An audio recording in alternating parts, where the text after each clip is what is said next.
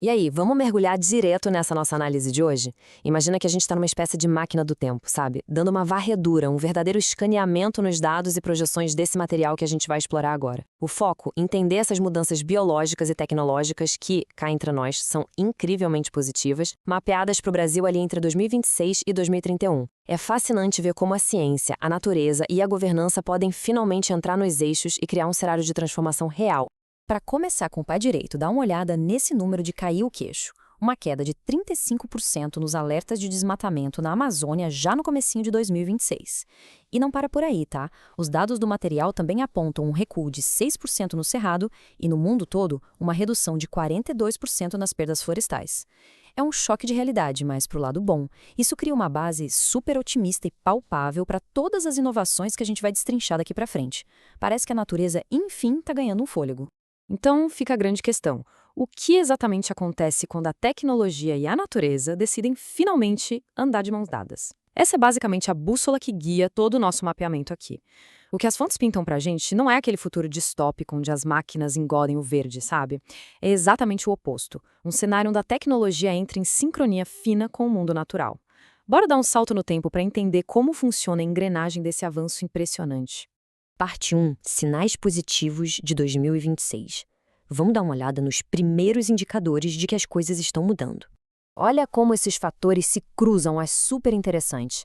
A gente cresceu ouvindo aquela velha história de que, para a economia crescer, o meio ambiente precisava pagar a conta, né? Mas os números projetados para 2026 dizem exatamente o contrário. Temos ali uma estimativa de crescimento sólido do PIB e, ao mesmo tempo, o desemprego caindo para uma marca histórica de 5,6%. E tudo isso rolando junto com aquelas vitórias ambientais gigantes que acabei de mencionar. É a prova matemática de que dá sim para ter uma economia girando forte sem destruir tudo em volta. Parte 2. Alquimia da saúde. Chegou a hora de falar sobre o salto impressionante da medicina. Pensa bem, por séculos a gente viveu na era da medicina de massa. Aquela coisa bem reativa, tratando sintomas gerais, com o mesmo remédio de caixinha para todo mundo. Mas o grande pulo do gato relatado em 2026 é a consolidação da medicina de precisão.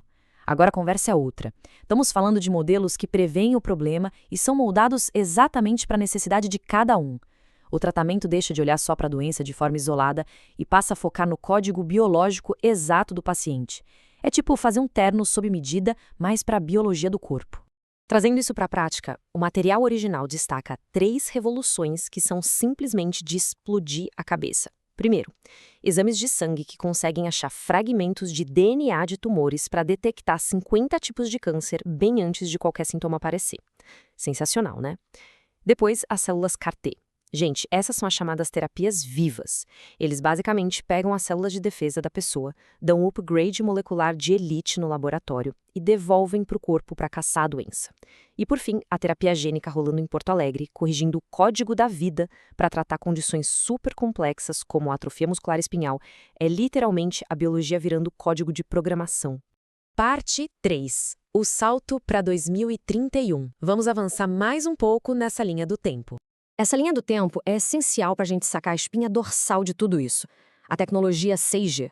Lá em 2026, a brincadeira começa com injeções pesadas de dinheiro em pesquisa. Mas, o texto relata com muita franqueza que o caminho não é só flores. Lá para 2029, a fonte aponta uma tensão social bem forte entre a galera que teve acesso a essa edição genética, chamados de otimizados, e a população natural. É um retrato real dos gargalos dessa transição. Só que o ponto de virada vem em 2031. É aí que o 6G deixa de ser só sobre baixar arquivos mais rápido e vira um sistema nervoso digital do planeta, sabe? Antenas orgânicas e películas que trabalham na mesma frequência magnética da Terra, a tal da ressonância Schumann. E com isso nasce a internet dos sentidos, operando na escala absurda dos terabytes com latência zero. A mecânica descrita no material é coisa de filme de ficção. Imagina um botânico, lá em São Paulo, conseguindo usar um capacete neural totalmente não invasivo e literalmente sentir a umidade da terra de uma reserva isolada no meio da Amazônia. E isso sem nem encostar numa poça de lama. A barreira física que separava a pesquisa de campo da tecnologia simplesmente deixa de existir. Parte 4. O fim da fome. O poder transformador da logística e da bioeconomia. Agora, quer ouvir um dado que dá um nó na cabeça? O documento revela que a produção mundial de calorias já estava em 123% das necessidades por pessoa. Ou seja, a comida no planeta já sobrava. O buraco mais embaixo nunca foi a falta de plantar alimento, mas sim um sistema de distribuição absurdamente quebrado e ineficiente, onde 1/3 de tudo simplesmente ia parar no lixo. Para resolver a parte de produzir sem destruir, a ciência projetada para 2031 aplicou uma engenharia fantástica. Adeus aquelas antigas bombas sintéticas de nitrogênio. No lugar delas, entram os nanofertilizantes, que agem como se fossem nutricionistas particulares da planta, entregando o nutriente certinho, direto na raiz. Soma-se a isso os bioestimulantes, como a arbolina, tirados lá do que eles chamam de Vale das 42 ervas, que dão o comando para as safras produzirem muito mais. E para fechar, hidrogéis que fazem plantações vitais sobreviverem às secas usando 40% menos água. É a agricultura levada à precisão atômica, literalmente. Mas afinal, como toda essa parafernália acaba com a fome e a falta de remédio? A palavra-chave aqui é descentralização. O material mapeia um Brasil onde a logística controlada pelo 6G rastreia cada saca de comida, zerando aquele desperdício absurdo de antes. E tem mais. As comunidades ribeirinhas de rurais passam a ter bioimpressoras 3D. Em vez de só venderem a castanha ou a folha crua da floresta, eles extraem a assinatura genética e imprimem o próprio tratamento biotecnológico lá na vila deles. A tecnologia tira a força de monopólios gigantes e devolve o poder para as mãos das comunidades locais. Parte 5. A governança do futuro. Como fica a cara do Estado e da Justiça nisso tudo? As fontes trazem um paralelo bem direto aqui.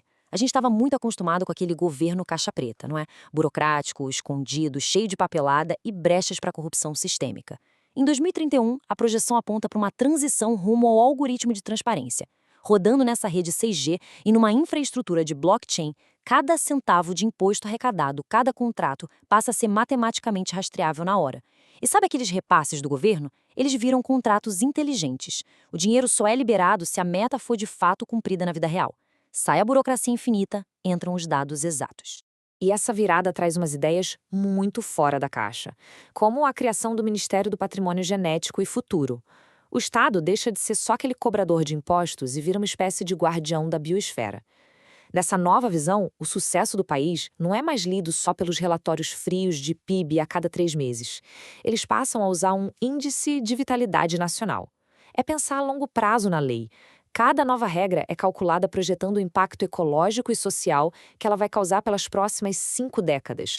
E para amarrar toda essa ideia de governança, o documento traz essa equação super interessante. Olha só, a justiça, que é o J, é igual à transparência do Estado, multiplicada pelo acesso ao conhecimento de todo mundo, e tudo isso dividido pela desigualdade de oportunidades. Achei brilhante. É uma visão bem profunda de que a verdadeira justiça social cresce na mesma velocidade em que a gente derruba os muros da desinformação e ilumina de verdade os processos públicos. Para a gente firmar o raciocínio de tudo que exploramos hoje, quero destacar essa citação tirada direto dos diálogos do material-fonte. E ela bate bem na tecla de tudo isso. Porque, veja bem, inovações como o 6G, a edição de genes, as biofábricas, nada disso tem vontade própria. São apenas ferramentas, meros amplificadores da intenção de quem está no controle. Um futuro regenerativo e abundante não está lá garantido esperando a gente chegar. Ele é o resultado ativo das escolhas que fazemos hoje.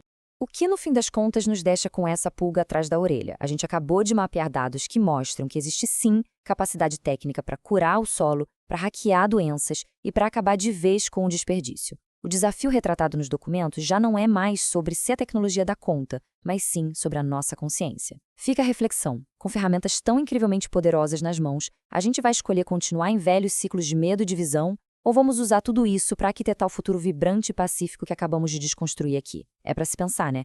Muito obrigada por acompanhar mais esse mergulho nos dados com a gente e até o nosso próximo encontro.